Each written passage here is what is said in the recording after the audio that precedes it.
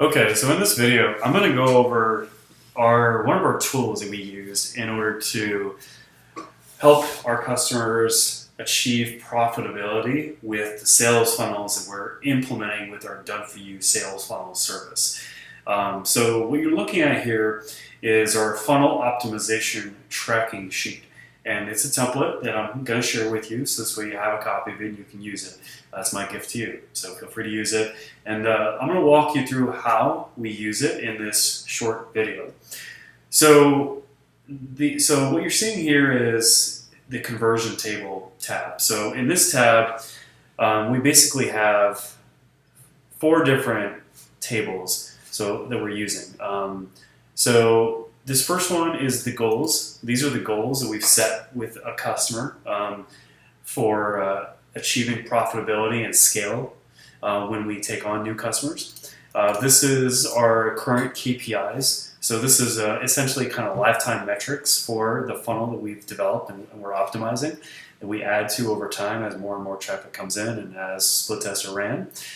This is the DDS funnel. So a lot of times to get to at least 250 quality responses, to do a good solid data analysis, we have to go to cold traffic and we have to create what we call a DDS funnel in order to generate more responses on top of the responses that the customer or us has been able to generate from warm audiences like an email list or a list of followers on social media.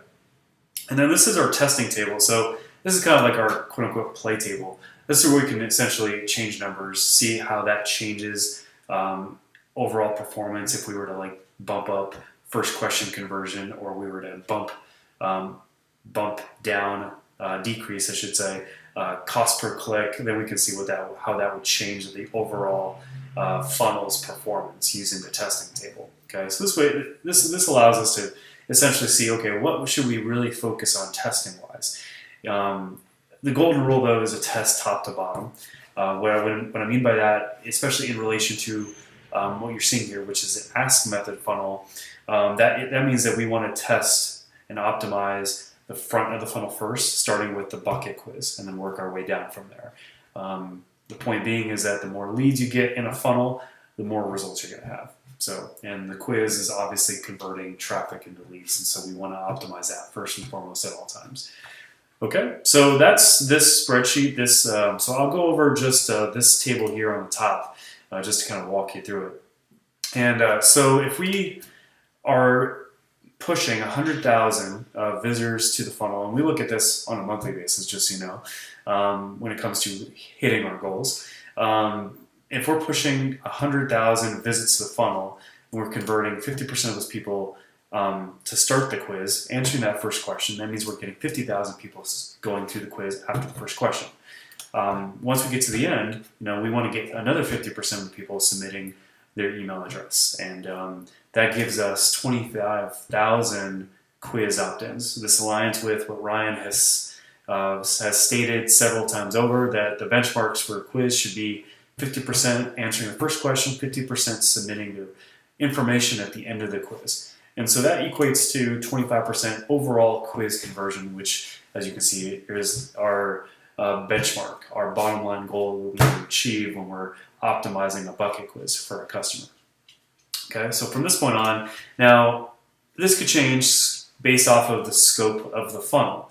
In some cases, we may not have a tripwire. In some cases, we will. In some cases, we'll have more than one profit maximizer. In some cases, we won't.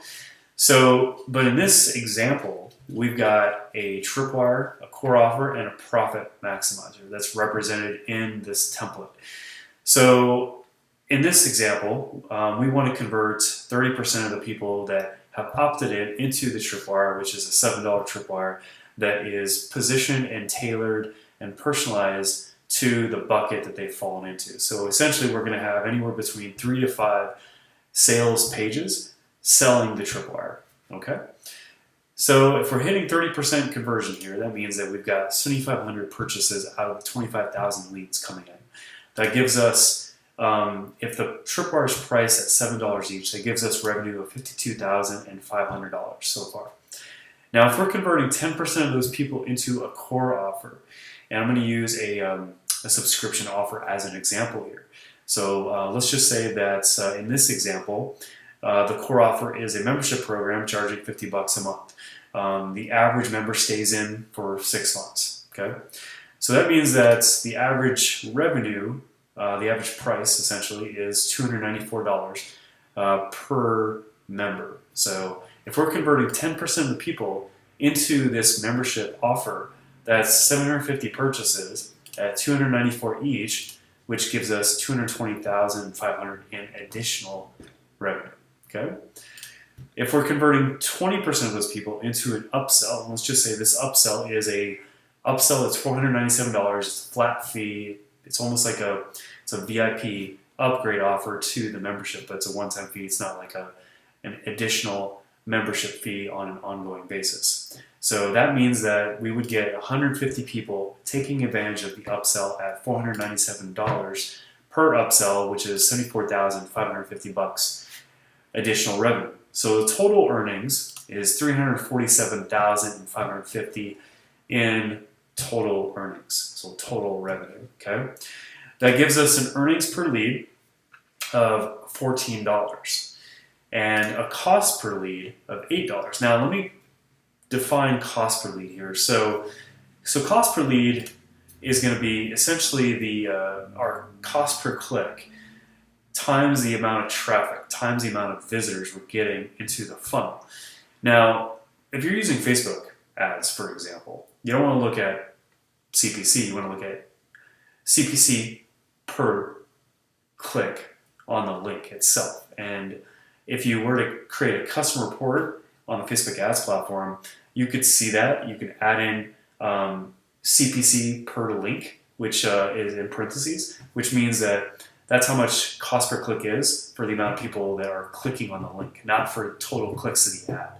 And this is the true measurement of traffic into the funnel. So that's the measurement you want to capture here in the CPC column.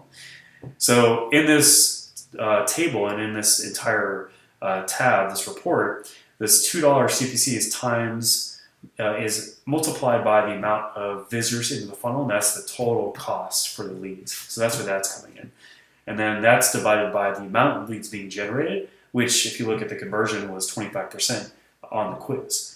So that gives us an $8 cost per lead. And so as long as we have an earnings per lead that's greater than the cost per lead, then we know we've got a profitable funnel. Also, as a backup metric, if we can see that the revenue per click is greater than the cost per click as well, then we know we've got a profitable funnel. So those are kind of two key KPIs that we really keep track of when we're optimizing and achieving profitability with our funnels for our customers. And so in this case, the overall profit when compared between total cost for leads and total earnings is $147,550. And we look at this, we want to achieve this like on a monthly basis. Obviously it takes quite some time to scale to this point, but that's our goal, is to scale a customer's funnel to this point where it's generating this type of profit on a monthly basis. Okay, so that's how you use this table. Essentially what you want to do is you want to plug in CPC, which I'll change right now on the spot since it wasn't in green. You want to plug in the CPC, and again, using Facebook ads as an example, you want to look at your cost per click per link click, not total CPC, to get the true measurement of CPC here. You also want to plug in your step conversions, so you definitely want to know what your step conversions are for all your offers in your funnel. So profit maximizer, core offer, tripwire, quiz conversion. You also want to know, when you break down the quiz into kind of micro conversions, you want to know how many people, what the percentage of people what the percentage is of people that start the quiz and answer that first question, and also what the percentage of people that have actually started the quiz and have submitted their information. And that's what you want to plug in here as well in the fields that are highlighted in green. Okay, so that's how you use the conversion table in this tracking sheet. All right. So these other tabs, let me go over these. So this is the hypothesis tab. So in this tab, this is where on a weekly basis, as an account manager, or if you're viewing this from a different vantage point, this is also training, just so you know. If you're using this hypothesis tab, what you want to do on a weekly basis is you want to essentially kind of brainstorm and brain dump all the different tests that you feel like would be relevant and effective to be able to run to this funnel. And so let me give you kind of an example, like a scenario. So let's just say that you just hit publish on an ask method funnel and the quiz is converting at 15%. So it's not at our benchmark of 25%. And so, following our kind of golden rule there that you always want to optimize from the top of the funnel down, we really want to focus our split tests primarily on the quiz to get that up to 25%. And so if I'm looking at this, I want to brain dump all the different tests that I could run on the bucket quiz here. So I want to brain dump it here. Here are some examples. So let's just say that I want to test the quiz being on the page versus having a button on the page that triggers a pop-up with the quiz coming up. Or let's just say I want to test different button colors. Right now it's green, maybe I want to test blue. Or I want to test cutting all the content below the fold. So this way there's less elements on the page to test, and I can see if I get more people starting the quiz and then going through the quiz, if I cut all the content below the fold and I'm just focusing on building a page that has above the fold content. Okay? So I've just brain dumped that into this hypothesis sheet. Okay, so once you've brainstormed all the different split tests you want to run, then you want to carry it over to the next tab here, which is the test priority tab. Okay, so in the test priority tab, this is where you want to use this table to identify what order you want to run these split tests in. So you want to really figure out what the priorities should be amongst all these split tests you've just brainstormed. So the first thing you want to do is it a structure test or is it an offer test? In most cases, it's a structure test. If it's an offer test, you're really making changes to the offer. But in most cases, you're running structure tests. And then over here in column C, you want to estimate the potential lift. So as you can see here, excuse me, it's you want to plug in 5 if you anticipate that you could see a 30% plus lift possibly. If it's a 20 to 29% lift, you want to plug in 4. If it's a 10% to 19% lift, you want to plug in 3, and then 5 to 9% 2, and then less than 5% 1. And so I've plugged these in here, as you can see. Now you also want to really measure how easy is it for you to implement or to implement with your team. So you want to go ahead and plug this in. These are pretty simple split tests that that are pretty quick to run and wouldn't take a lot of resources. So I plugged in 5 being the highest. Okay, and then from there, you want to this column gets automatically calculated here, and so it's already in order, ironically, and so what I see here is that the quiz on page, because of the potential lift, that's what's raising it above all the others, and so this takes priority. I'm going to run the quiz on page test before testing the content only above the fold or testing a different button color. And so that's what I would delegate to my team. Or if you're an account manager, that's what you would delegate to other team members. If you're watching this from a different vantage point, then take that as you will. Okay? All right, so this is where we document all the different split tests that we've ran and what the historical significance of those split tests have been. And so in this case, like in this example, let's just say that we've ran a quiz on page split test from February 1st to February 14th. The control at that point, and so this will be pretty consistently updated. This right here, so I'll put this in green just to help you. And so this is updated fairly consistently as we're running different split tests, because then the control changes over time. And when I say control, I mean the best performing page, in this case for the quiz. All right. So let's just say that in this example, it's converting at 15%. We ran a quiz on page test from February 1st to February 14th. It converted at 22%, and so the conversion differential was a 7%. And so I would document this as a win, all right?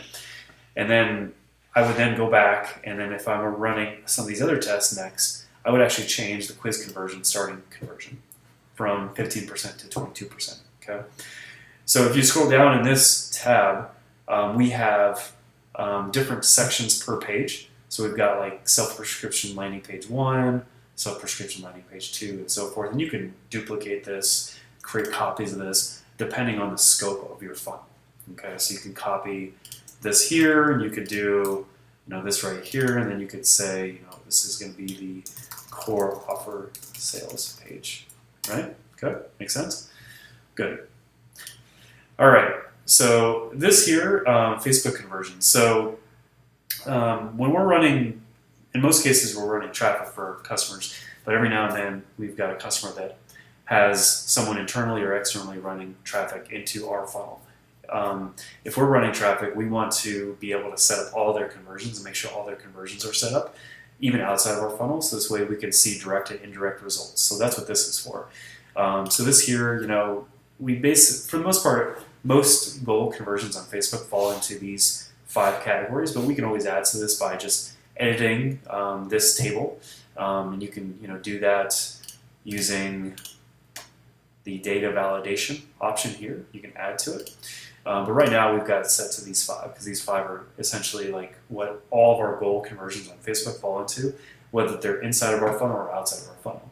And this is the target URL. So this is this is where the conversion takes place, and this is the destination. So this is where someone ends up after the conversion. So for example, if we're setting up a purchase conversion for a sales page, then this would be the sales page. This would be the thank you page after the order form. Okay. And then this right here, Facebook PPC. So we actually add different tabs for different traffic sources. So we would replicate this, and we would just right-click on it, duplicate it, and then rename it AdWords, for example. This allows us to create UTM links pretty quickly and easily because we've got built-in equations to be able to give us those. And so like this is an example here. So here's an ad, for example. This is the name of the specific campaign. And here is the ad. We're just calling it intimidating copy. It's just an example. And then this is a landing page URL. And so this is the campaign source. This is the medium. This is the ad set. We're targeting Scottsdale in this case. As an example, Scottsdale, Arizona, that's where I live. And then ad creative, so this is essentially kind of referencing back to the ad. So this is something that reminds us of the ad itself.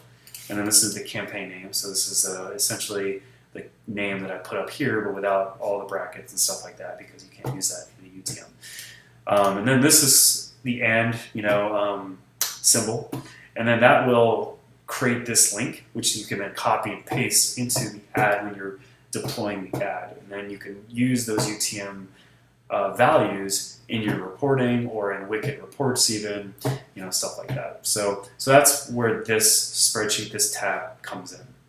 So that's how we track our ad segmented funnels, and also all of our other funnels, is using this tracking sheet and essentially customizing it and adapting it per scope, per funnel. If you have any questions about this, I'm happy to help. Let me know. I'm definitely more than happy to give you feedback. I hope you found this helpful, and definitely use it. And we found it extremely valuable when we've been optimizing and scaling results for our customers.